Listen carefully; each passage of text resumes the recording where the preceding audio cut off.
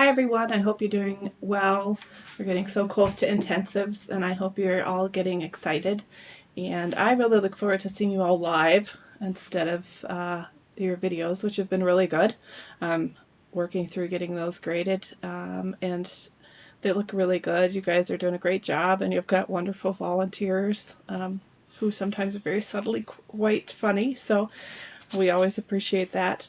I just wanted to take a few minutes and walk through a couple things on the rubric for the Well Woman Final so that you have a few days to practice a little bit more, and I just like to point out some things that I think would be helpful for you.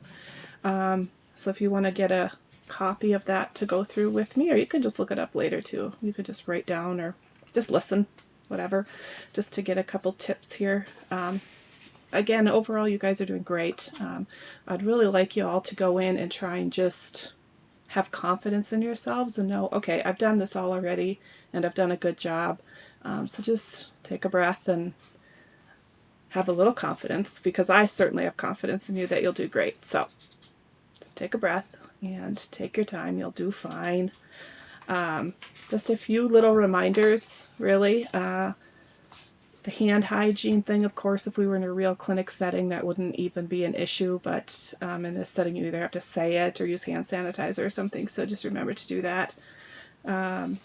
In the rubric, it kind of walks through everything that you need to do as far as the review of systems, the patient history, medication list, allergies, HENT. Under lymph nodes, you don't need to do all of them. You just need to do 3 regions of lymph nodes, so pick 3 you're comfortable with and get those down. For the eye exam, you need to do a fundoscopic exam, so remember to put your hand on the patient's forehead so that you don't hit heads with them. And you also need to do the extraocular movements, or the cardinal positions, those 6 cardinal positions. So that one I think everybody's done very, very well on. You also have to assess PERLA and inspect the tympanic membrane. One thing that some people had forgotten to mention was that they noticed the light reflex, so don't forget to say that during your exam, that yep, light reflex is present, or cone of light is present. You can see, and if you don't know what that is, I think a really important thing is to look it up or ask someone, because you can really see a little cone shape of light when you do an exam and the tympanic membrane is normal. So note that. Some other things, just, and the cranial nerve. So that's a really hard one, I know, and to be honest, you won't use it a whole lot, but it's very good to know, and it's good to know how to assess, and it's a requirement. So just don't fret that you'll have to do this every day in clinic, because you won't. The confrontation test on cranial nerve 2, some people are not doing that correctly, so follow the example that is given in your book. You can also look up that example online and follow that. You want to cover your eye and the eye across from you of the patient. And what you're wanting to do is hold your hand outside of your visual field, and you want to hold it the same distance between you and the patient.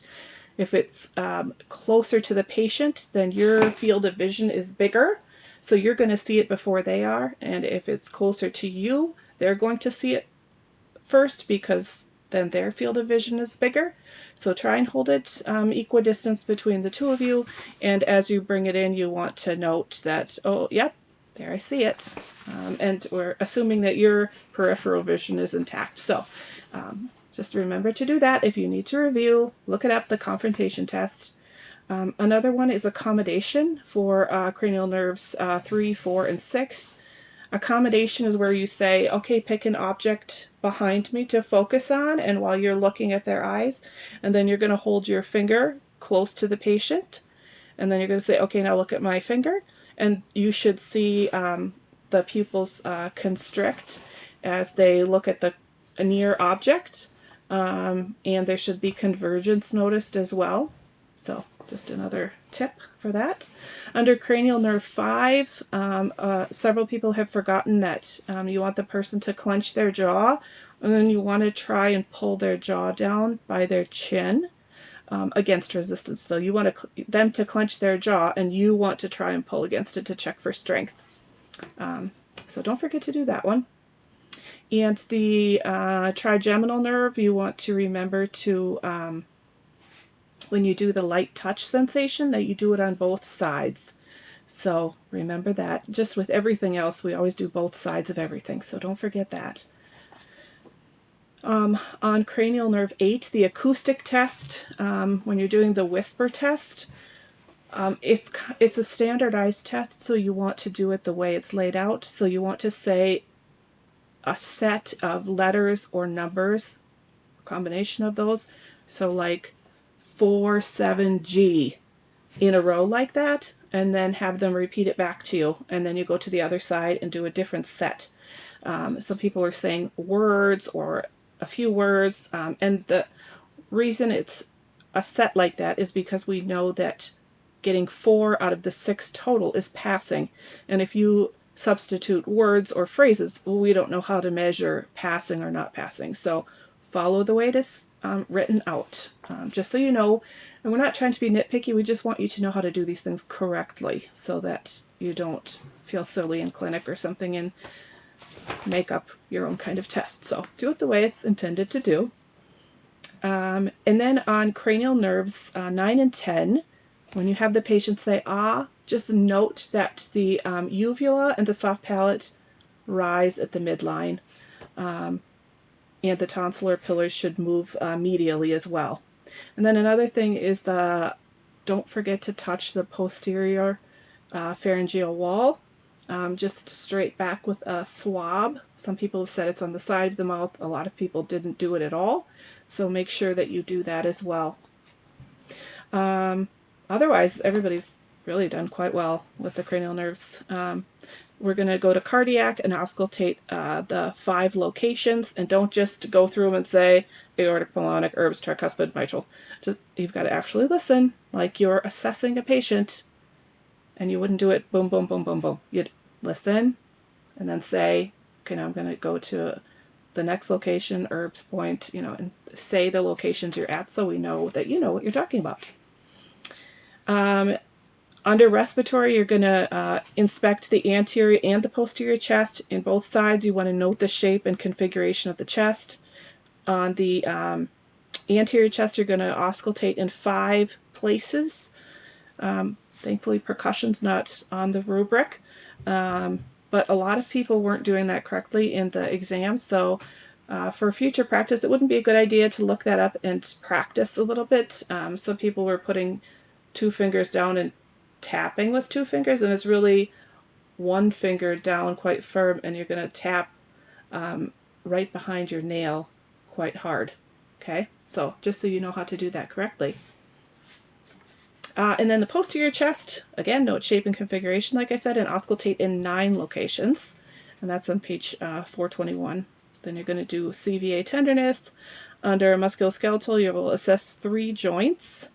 Remember to do bilaterally. You're going to inspect, palpate, and assess strength, and 1 range of motion exercise for each of those joints. So you guys have done that already and know how to do that. On reflexes, pick 2 locations and do those. Make sure that you double check the landmarks that you're using. Sometimes in the videos it was a little hard to tell. I think some people weren't quite exactly in the right location, and if you're not in the right location and you don't have a reflex hammer, you don't really know if you're going to get a response or not. So pick the joints you want to do and double check your locations so you do that correctly. And in the sensory exam portion, you want to do, again, the pain, like the sharp, dull kind of thing, and you need to do that in at least 2 locations. On extremities, one of the things there that some people had forgotten was to mention if there were or were not varicosities present. So just put that in part of your practice to say no varicosities present, because you'll know if they're there. You will see them. And you'll have to check pulses in 2 locations. And then it goes on into the breast exam. Abdominal exam, you'll need to inspect, auscultate, palpate, palpate liver and spleen, and then it goes into the pelvic exam, and they'll go over that, and intensives will teach you how to do that. But you can read through the rubric so you're familiar with those things as well. I think those were the main topics that I wanted to touch on. Just as a quick reminder, if you have questions about anything or you'd like to review something, please feel free to just put it in the general forum so we know, and then we all can learn together and ensure we're all kind of on the same page for everything. I wish you all the luck. You won't need it. You've all done this already, so you've got this. Try and enjoy it. Intensives are fun. I've only been to one, and it was a lot of fun. So it's very nice to be with a group of people who are passionate about the same thing, which I don't get out here very often. So I really love it. So good luck to you. One day at a time. You'll do this. And take care. Bye-bye.